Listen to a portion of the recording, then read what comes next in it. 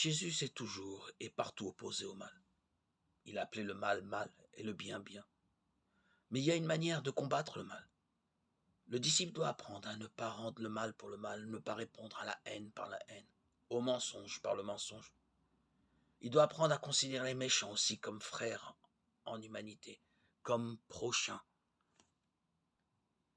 et à être bon avec eux, avec des intentions loyales, parce qu'il est leur prochain. Il cherchera toujours davantage.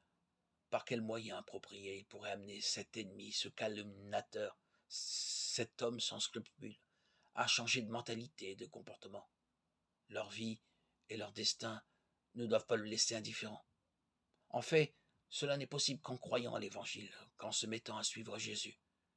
Car le disciple, aussi, connaît trop souvent la tentation de rendre ce qu'on lui a fait, œil pour œil, dent pour dent. Matthieu 5,38.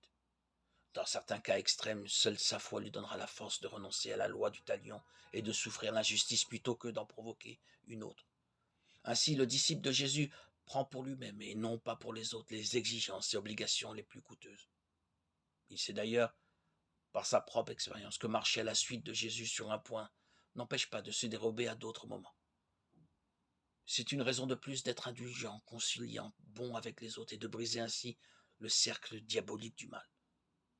Quand cela se produit, alors le royaume de Dieu commence à se manifester parmi les hommes. Alors le royaume de Dieu est présent au milieu de nous.